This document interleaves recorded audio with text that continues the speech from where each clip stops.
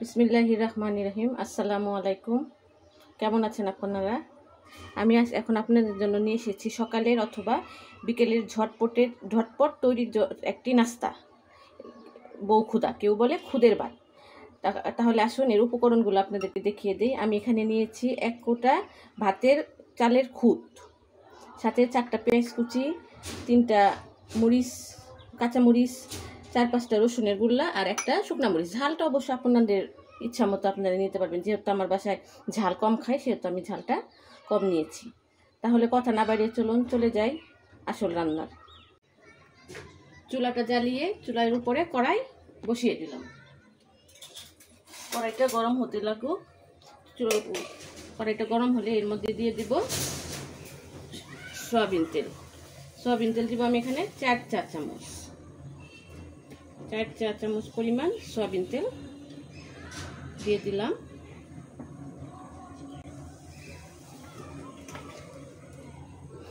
এরপর দিব আমি শুকনা মরিচটা, একটা শুকনা মরিচ দিয়ে দিলাম। দিয়ে শুকনা মরিচটা আমি একটু ভেজে দিলাম।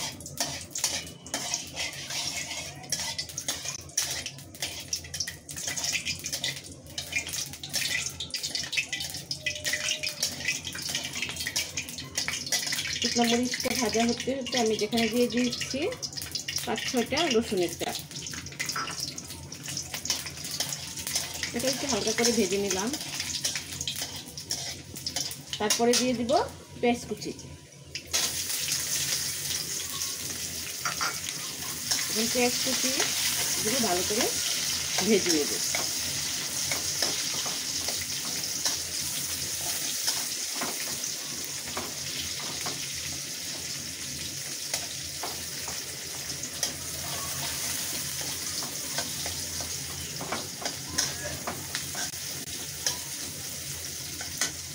এটা ভাজা হয়ে গেছে। এর মধ্যে এখন আমি দিয়ে দিয়েছি খুদগুলো।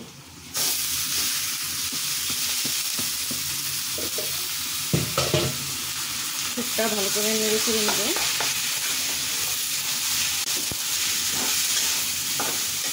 এবার আস্তে একটু কমিয়ে দিবে। এর মধ্যে দিয়ে দেবো আমি কাঁচামরিচগুলো।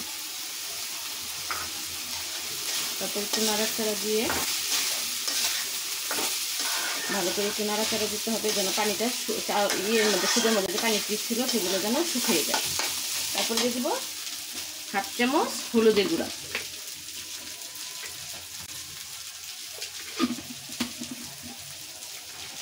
1/2 চা চামচ জিরার গুঁড়া,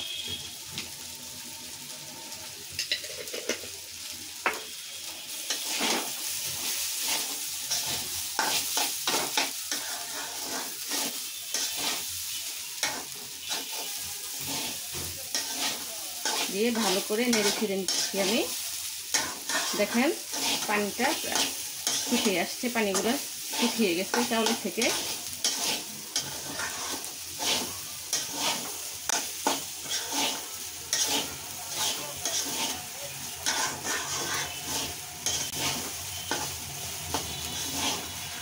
এখন আমি এখানে দিয়ে দিব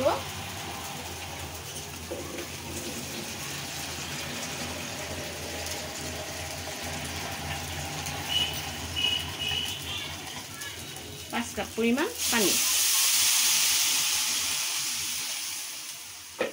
দিয়ে আমি ভালো করে নেড়ে চেড়ে নিব।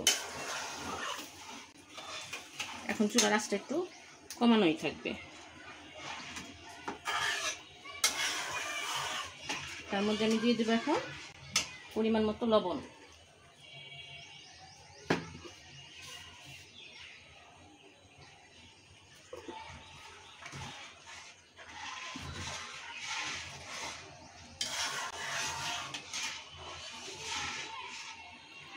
এটা বলক ওঠা পর্যন্ত আমরা অপেক্ষা করব।